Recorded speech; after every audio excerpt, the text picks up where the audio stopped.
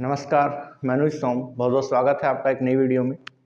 देखिए मुगल वंश के विषय में चर्चा चल रही थी, तो कल हमारा टॉपिक हुमायूं हो गया था, लेकिन हुमायूं के कुछ विविध तथ्य वाले जो पॉइंट है वे रह गए थे। जैसे कि देखिए, हुमायूं ने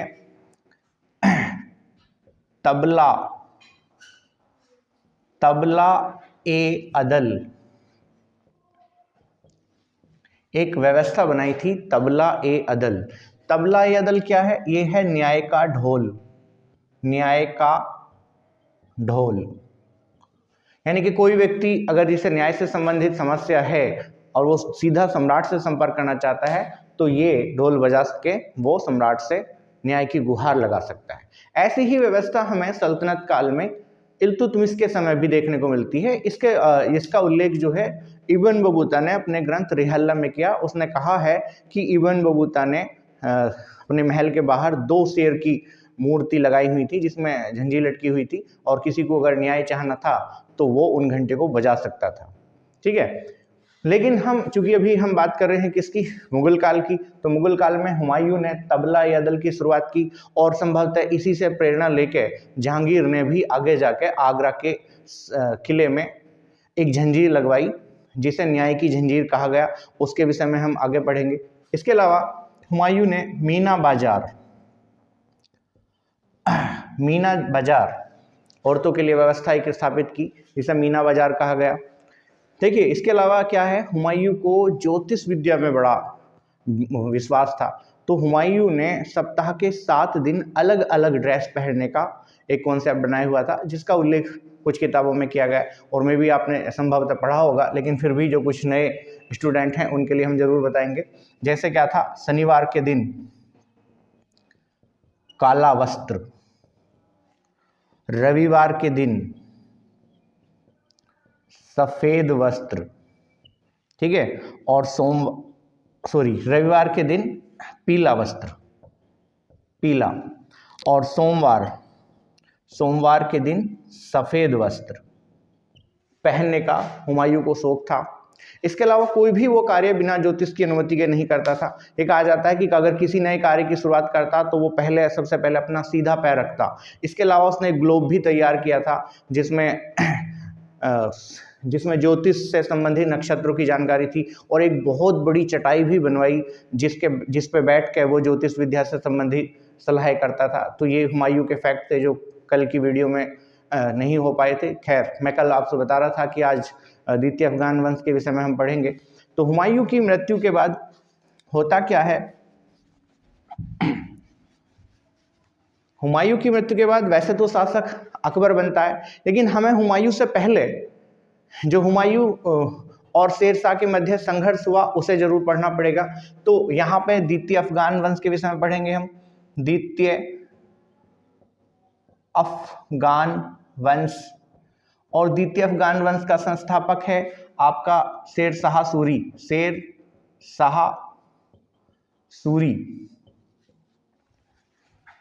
ये द्वितीय अफगान वंश का संस्थापक है। शेरशाह सूरी का जन्म 1472 बैजवाड़ा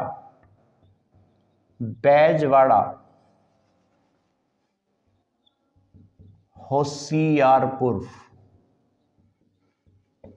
पंजाब में हुआ था।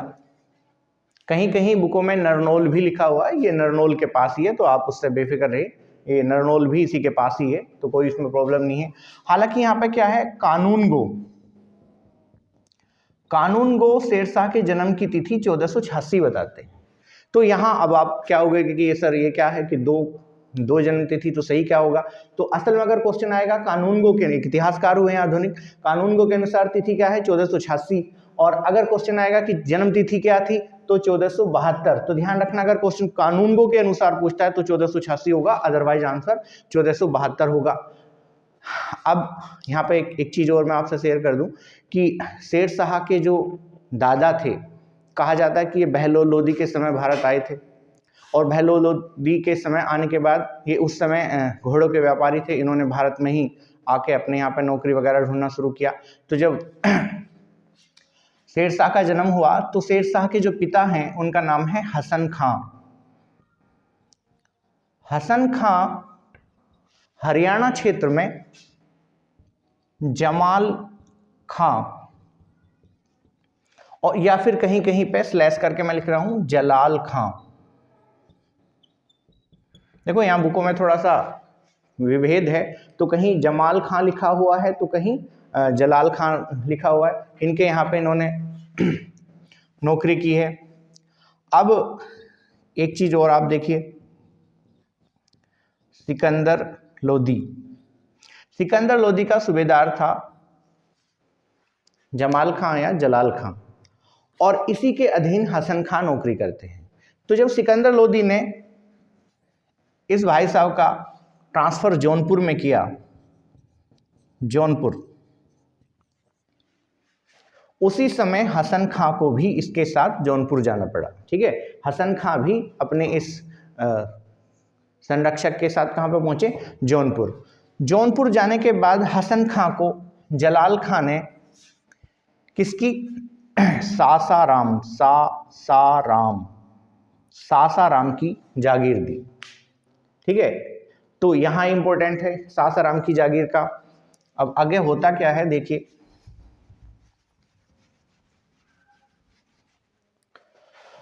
शेरशाह के पिता हसन खां की 4 वाइफ थी, जिनमें जो सबसे छोटी वाइफ थी वो हसन खां को सबसे ज़्यादा प्रिय थी। शेरशाह की माँ का उल्लेख तो किताब में हुआ नहीं है, तो शेरशाह की माँ से छोटी जो वाइफ हैं हसन खां की, उनमें आपस में ज्वेलसी थी। इस वजह से पिता का प्यार शेरशाह को प्राप्त नहीं हो पाया। अब इसके बाद हुआ क्या कि पिता पुत्र में थोड़ा विवाद हुआ। विवाद होने के बाद शेरशाह सासाराम छोड़ के जौनपुर आ गया, सासाराम को छोड़ दिया और जौनपुर आया।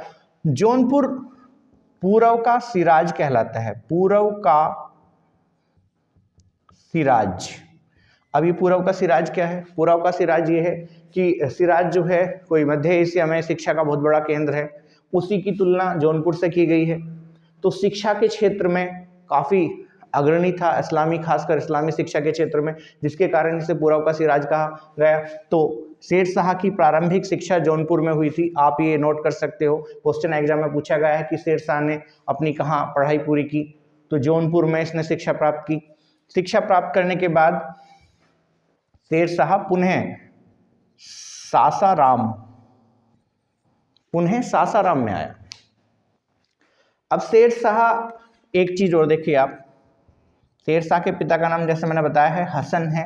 हसन चूंकि छोटी जो उसकी पत्नी है और उसके पुत्र से ज़्यादा लगाव है, तो हुआ ये कि शेरशाह ने सासाराम में अपने पिता से जागीर का एक छोटा सा हिस्सा प्राप्त करने के बाद यहाँ पे जागीरदारी व्यवस्था उसने संभाली, और ये कहा जाता है कि लगभग 21 साल तक उसने जागीरदार के रूप में अनुभव प्राप्त किया था विभिन्न जगहों पे। तो यहाँ विभिन्न जगहों का उल्लेख कर रहा मैं, क्योंकि जिस समय शासक बनता है उसे शासन के क्षेत्र में काफ़ी अच्छी नॉलेज थी। कोई बड़ा परंपरागत शाही परिवार से तो था नहीं कि राजा बनने के बाद उसने जो जितनी अच्छी व्यवस्था उसने भारत में स्थापित की थी, तो लेकिन उसे जागीर व्यवस्था, उससे पहले चूंकि उसने जागीर के रूप में कार्य किया था, तो जागीर व्यवस्था में काफ़ी अनुभव था जो आगे उसके शासनकाल में काम आया।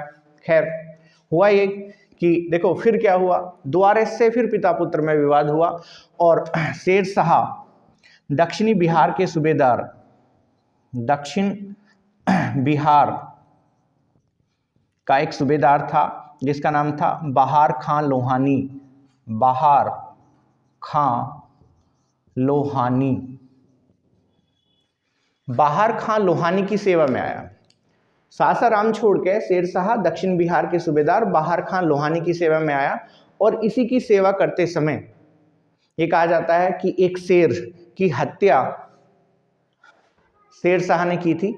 और उसके बाद चूंकि बचपन का नाम, यहाँ पे मैं एक चीज और बता दूं आपको, शेरशाह के बचपन का नाम फरीद था। बहार खां लोहानी को जब एक शेर से इसने बचाया और उसकी हत्या की, तो बहार खां लोहानी ने फरीद को शेर खां की उपाधि दी। यहाँ ध्यान रखोगे आप, बहार खां लोहानी ने एक शेर मारने के उपलक्ष्य में फरीद को शेर खां की उपाधि दी। शेर खां या फरीद नाम एक ही हैं, ये शेरशाह सूरी के बचपन का नाम है फरीद। और शेरशाह सूरी नाम कैसे पड़ा? जैसे मैंने आपको बताया था 1539 में जो चौसा का युद्ध हुआ था उसमें शेर खान ने शेरशाह सूरी की उपाधि धारण कर ली थी। ठीक है, तो ये चीज ध्यान रखना आपको। अगर वो पूछेगा कि शेरशाह के बचपन का नाम क्या है तो फरीद है। फरीद का नाम शेर खां किस प्रकार हुआ? बाहर खां लोहानी ने रखा। और शेरशाह की उपाधि कब हासिल की इसने? चौसा के युद्ध के जीतने के बाद। ठीक है, अब होता क्या है देखिए, बाहर खां लोहानी की कुछ समय बाद मृत्यु हो जाती है और बाहर खां लोहानी की मृत्यु होने के बाद बाहर खां लोहानी की जो विधवा थी वो शेरशाह को अपना संरक्षक बना देती। और बाहर खां लोहानी बाहर खां का लड़का भी जलाल खां है। ध्यान रखना आपको, यहाँ पे ये जलाल खां नाम काफ़ी परेशान करेगा यहाँ पे। तो बाहर खां लोहानी का जो लड़का है उसका नाम क्या है? जलाल खां। शेरशाह जलाल खां का संरक्षक बना, आप पैट्रोनाइज भी कह सकते हैं इसे। ठीक है, संरक्षक बना। जब शेरशाह बाहर खां लोहानी के पुत्र जलाल खां का संरक्षक बना तो जो बाहर खां लोहानी के दूसरे सूबेदार थे वो शेरशाह से ज्वेलसी करने लगे। ठीक है, और इसके बाद क्या होता है, जलाल खां को वे लेकर बंगाल चले जाते हैं।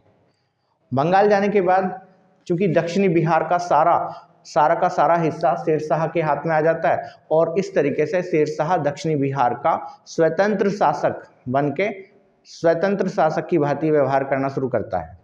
ठीक है, अब इसी के बीच हमने, जैसे मैंने पहले आपको पढ़ाया था, क्योंकि हम हुमायूं के पैरेलल पढ़ रहे हैं इसे, हुमायूं वर्सेज शेरशाह,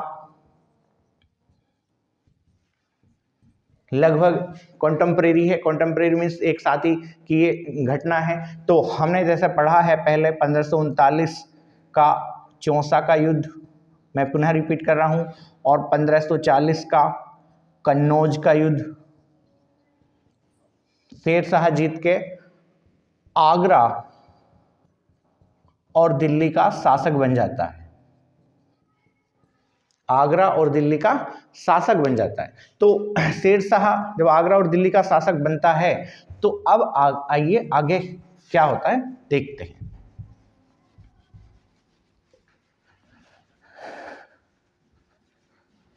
देखिए, शासक बनने के बाद सबसे बड़ी, जो कोई भी शासक बनता है तो सबसे पहले वो साम्राज्य का विस्तार करना चाहता है। चूंकि मुगलों की समस्या अभी तक समाप्त नहीं हुई थी, हुमायूं युद्ध में मारा नहीं गया था, हुमायूं भारत छोड़ के चला गया था। शेरशाह को ये था कि वापस वो जरूर साम्राज्य प्राप्त करने का प्रयास करेगा। तो शेरशाह ने नॉर्थ वेस्ट यानी कि उत्तर पश्चिमी सीमा प्रांत, जिसे हम आज पाकिस्तान भी कह सकते हैं, इस क्षेत्र तक शेरशाह ने हुमायूं का पीछा किया। और जब तक वो भारत से पूर्ण रूप से बाहर नहीं हो गया तब तक नॉर्थ वेस्ट में उसने अपनी निगाह बनाए रखी।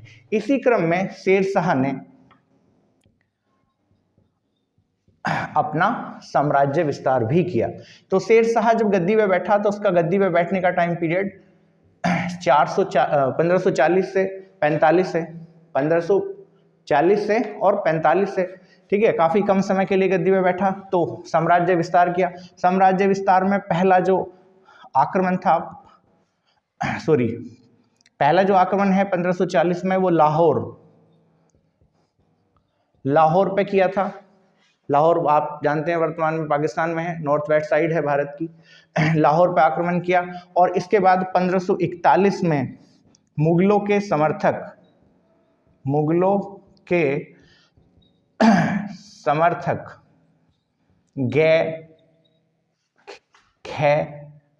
गैखरो, कहीं मैं दोनों ही लिखता हूं आपको, गखरो भी लिखा हुआ है। ये दोनों शब्द कहीं आपको अलग अलग बुकों में अलग अलग मिलेंगे, इसकी कोई प्रॉब्लम नहीं है। देखिए, कॉपीराइट से बचने के लिए लोग इन शब्दों में थोड़ा हेरफेर करते हैं, तो इसमें नो प्रॉब्लम है। तो ये मुगलों के समर्थक थे। तो शेरशाह ने 1541 में इन्हें भी परास्त किया और परास्त करने के बाद नॉर्थ वेस्ट साइड यानी कि उत्तर पश्चिमी सीमा पे एक किला बनवाया जिसका नाम था रोहतासगढ़। अब रोहतासगढ़ का किला, इसका मैंने पहले भी उल्लेख किया था। रोहतासगढ़ के किले 2 हैं। कितने किले हैं? 2। एक किला रोहतासगढ़ का बिहार में है और एक किला रोहतासगढ़ का नॉर्थ वेस्ट साइड में है। ये किला राजा टोडरमल ने बनवाया था शेरशाह के कहने पे। यही टोडरमल आगे जाके अकबर का वित्त मंत्री भी बनता है। तो आपको ध्यान रखना है कि 2 किले हैं रोहतासगढ़ के, एक बिहार में है और एक रोहतासगढ़ का किला नॉर्थ वेस्ट रीजन में है, जिसे टोडरमल ने शेरशाह के कहने पे बनवाया था। ठीक है, इसके बाद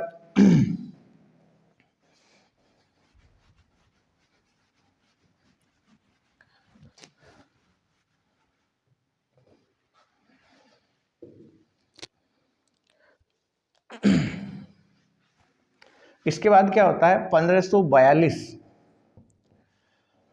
बंगाल अभियान करता है शेरशाह। बंगाल में इस समय शेरशाह का ही सूबेदार था जिसका नाम था खिज्र खां शेरशाह के खिलाफ बंगाल में विद्रोह करता है। इस विद्रोह को दबाने के लिए शेरशाह जाता है और बंगाल में एक नई व्यवस्था पैदा करता है। ठीक है, ये व्यवस्था क्या थी? देखिए, होता क्या था कि पहले जो सम्राट होता था, सम्राटों के अधीन जो प्रांत थे, प्रांत जिसे हम आज राज्य बोलते हैं, इन प्रांतों के अधिपति को सूबेदार कहा जाता था कि इन सूबेदारों के पास अपनी एक सेना होती थी। जैसे ही सम्राट का युद्ध होता तो ये सूबेदार अपनी सेना लेके सम्राट की सेवा में उपस्थित होते थे। ये बंगाल राजधानी से काफ़ी दूर था और बंगाल को विद्रोहियों का गढ़ माना जाता है। तो समस्या ये थी कि बंगाल में सूबेदारी व्यवस्था अगर बना के रखनी है तो ये सूबेदार साम्राज्य के खिलाफ विद्रोह करते थे। तो शेरशाह ने, ये बहुत चालाक था, शेरशाह ने क्या किया, बंगाल में एक नई व्यवस्था स्थापित की। शेरशाह ने बंगाल के प्रांतीय व्यवस्था, बंगाल की प्रांतीय व्यवस्था को समाप्त किया और यहाँ पे सरकार, एक नया पद बनाया, सरकार। अब ये सरकार क्या हुई है? ये सरकार है जिला। इस समय जिले को क्या कहा जाता है? सरकार। ठीक है, और इसने क्या किया, सरकारों के अधीन एक पद बनाया। उस पद के तहत साम्राज्य की जो पावर है वो सरकारों में विभाजित कर दी और बंगाल को 47 सरकारों में विभाजित किया।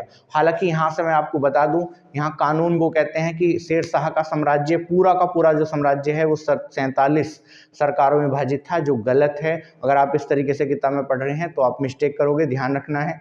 ठीक है, ये केवल व्यवस्था बंगाल के लिए थी, केवल बंगाल में ही, बंगाल को ही 47 सरकारों में विभाजित किया गया है। अदरवाइज पूरे भारत में प्रांतों की व्यवस्था इस समय थी। तो कानून की जो रिसर्च थी ये गलत मानी गई है, क्योंकि आत्मा शरण एक और बाद में इतिहासकार हुए, उन्होंने ये व्यवस्था ठीक की और उन्होंने बताया कि ये व्यवस्था केवल बंगाल के लिए थी, पूरे भारत के लिए व्यवस्था नहीं थी। भारत में इस समय प्रांत थे, केवल बंगाल में प्रांतों को समाप्त करके वहाँ पे सरकार व्यवस्था बनाई गई और बंगाल के लिए एक पद बनाया गया जिसका नाम था अमीरान ए बंगला।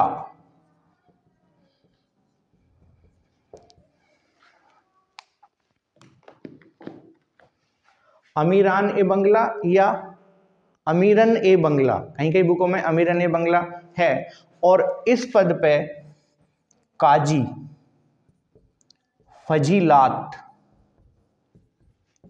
फजीलात की नियुक्ति की गई। देखिए, केवल सरकारों की व्यवस्था देखने का पद है, इस पद के पास कोई सैन्य बल नहीं है, तो यहां विद्रोह होने की संभावना एक तरीके से ना के बराबर थी। ठीक है, ये व्यवस्था बंगाल में स्थापित की। तो बाकी आगे क्या हुआ इसके विषय में हम अगली वीडियो में पढ़ेंगे। धन्यवाद।